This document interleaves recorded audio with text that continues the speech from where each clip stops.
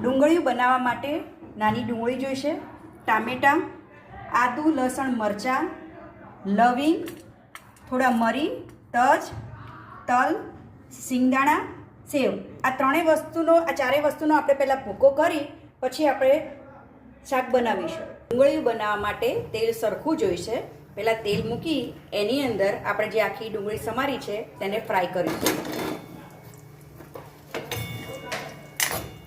તેને ધીમા તાપ ઉપર ચડવા દેવાની છે જ્યાં સુધી એનો કલર બ્રાઉન ના થાય, જેથી તે અંદર સુધી પણ શેકાઈ જાય.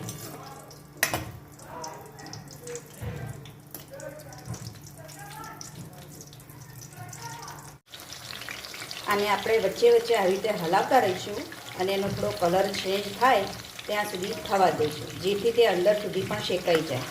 અને આવી રીતે વારંવાર પલટવી પડે છે. હવે તે થવા માંડી છે તો હવે તેને કાઢી લઈશું.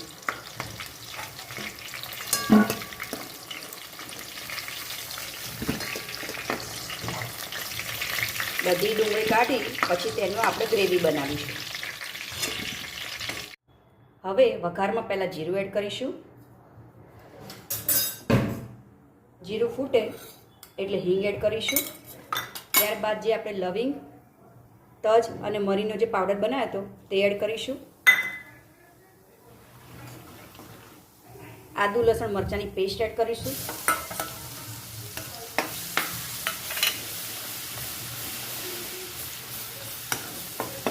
આદુ, લસણ, મરચાંની પેસ્ટ સંતળાય ત્યારબાદ તલ આપણે વાટ્યા હતા તે એડ કરીશું.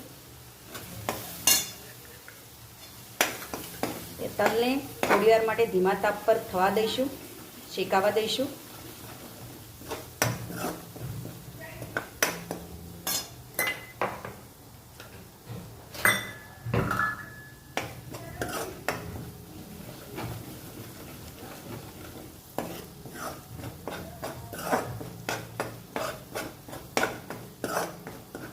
ત્રણ મિનિટ જેટલા તલ શેકાય ત્યારબાદ આપણે ટામેટાની પ્યુરી એડ કરીશું.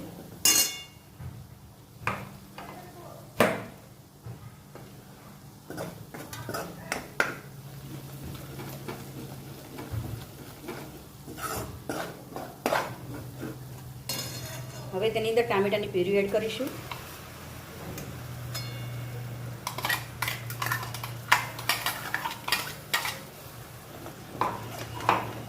હલાવી લઈશું.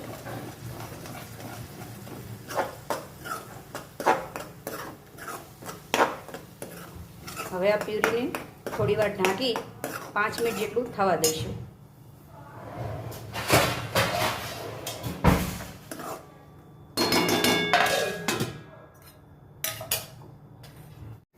હવે આપણે જોઈ લઈશું. હવે એની અંદર મસાલા કરી દઈશું. પહેલાં આપણે મીઠું એડ કરીશું સ્વાદ પ્રમાણે. અડધી ચમચી હળદર. તીખાશ તમારે જેટલી ખવાતી હોય તેટલી. હું અહીંયા 2 ચમચી મરચું નાખું છું. 1.5 ચમચી ધાણા જીરું પાવડર. હવે હલાવી દઈશું.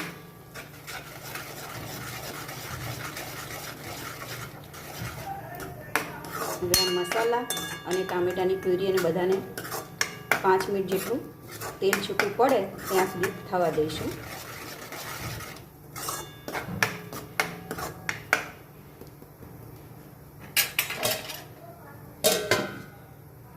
હવે આપણે જોઈશું તેલ છૂટું પડી ગયું છે. હવે તેની અંદર આપણે જેટલી આપણે ગ્રેવી રાખવી હોય તેટલું પાણી એડ કરીશું.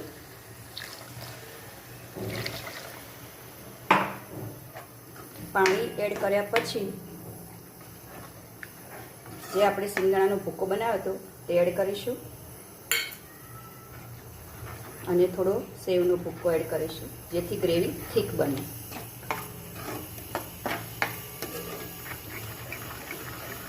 હવે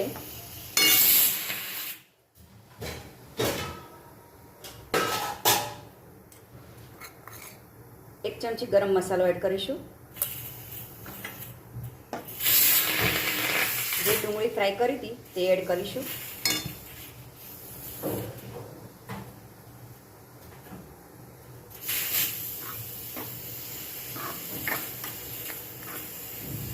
હજુ થોડું પાણી એડ કરીશું. હવે આને ઢાંકી 10 મિનિટ માટે થવા દઈશું.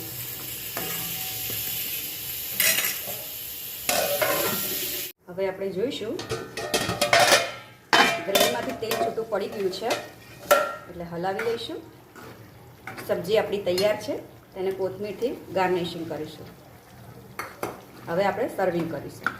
તો તૈયાર છે આપણું ડુંગળિયું. તેને મેં ભાખરી છાશ સાથે સર્વ કર્યું છે. આજનો વિડીયો ગમ્યો હોય તો લાઇક, શેર અને સબસ્ક્રાઈબ કરજો.